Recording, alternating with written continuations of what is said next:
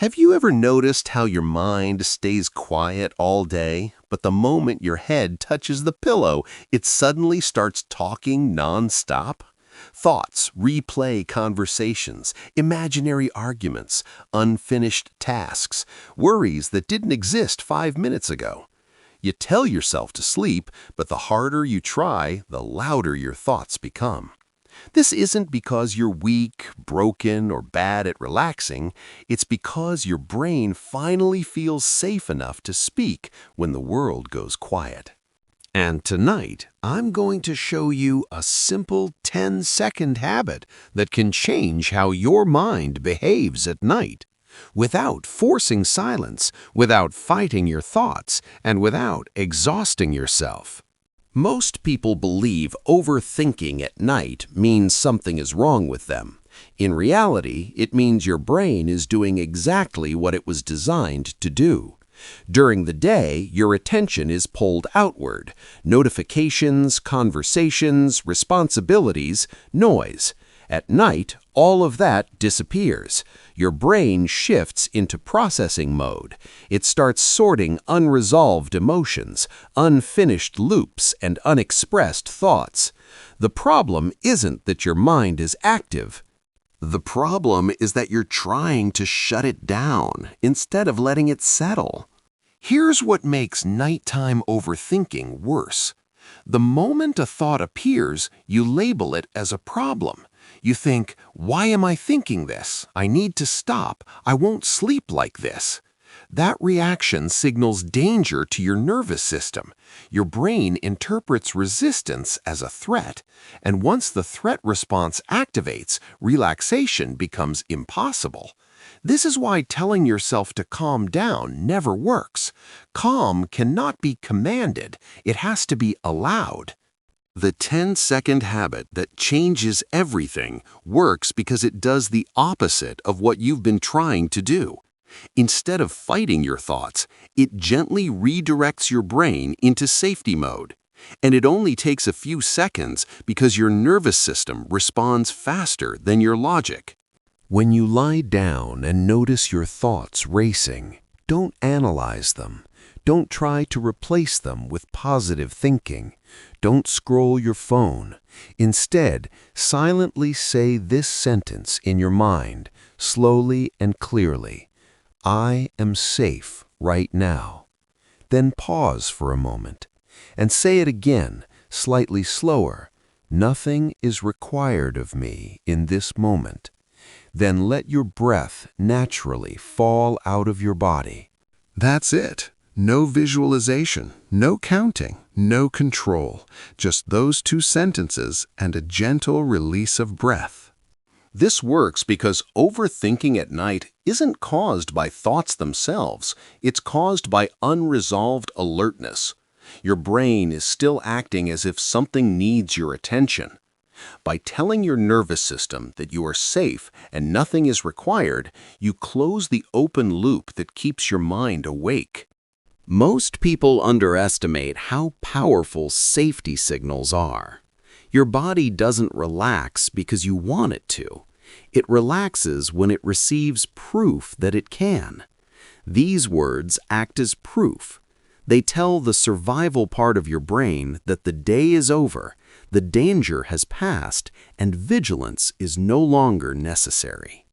At first, your thoughts may still appear. That's normal. The goal isn't immediate silence. The goal is reducing urgency. When urgency fades, thoughts lose their grip. They become softer, slower, less demanding. You stop chasing them, and they stop chasing you. There's another reason this habit works so well. Overthinking often comes from emotional suppression during the day. You stay strong, polite, productive, composed. At night, your emotions finally ask to be felt. When you tell yourself you are safe, you're giving your mind permission to rest instead of process. You're saying, this can wait. I don't need to solve my life at midnight.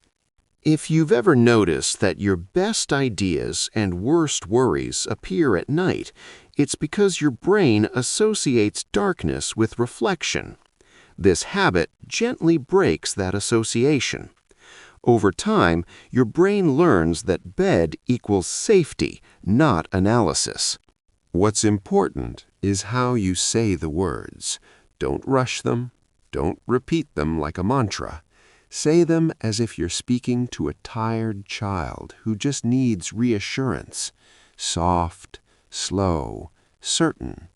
The tone matters more than the words themselves. Some nights you may need to repeat the habit more than once.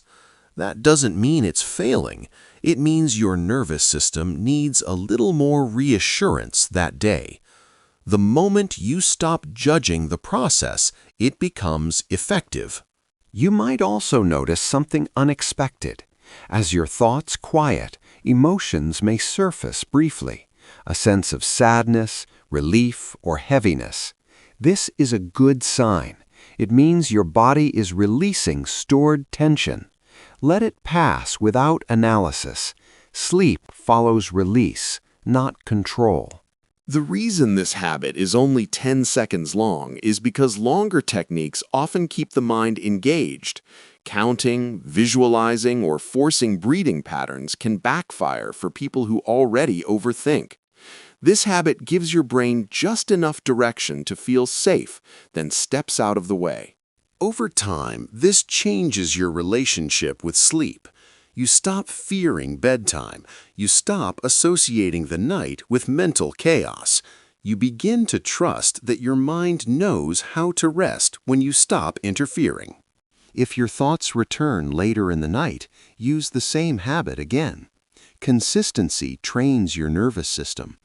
Within days, many people notice their thoughts slowing sooner. Within weeks, bedtime becomes quieter by default. This isn't magic, it's biology. Your brain is not the enemy. It's a protector that hasn't been told it can stand down. These 10 seconds are that permission. Tonight, when the lights are off and the noise returns, don't panic. Don't wrestle your mind. Just remind yourself of the truth you already know but rarely say. You are safe right now. Nothing is required of you in this moment. Let the breath leave your body and allow sleep to find you instead of chasing it. If this simple habit helped you feel even a little calmer, imagine what would happen if you practiced it consistently. And if you want to understand why your mind behaves the way it does at night and how small psychological shifts can create deep inner quiet, stay with this channel, because sometimes the smallest habits make the biggest difference when the world finally goes silent.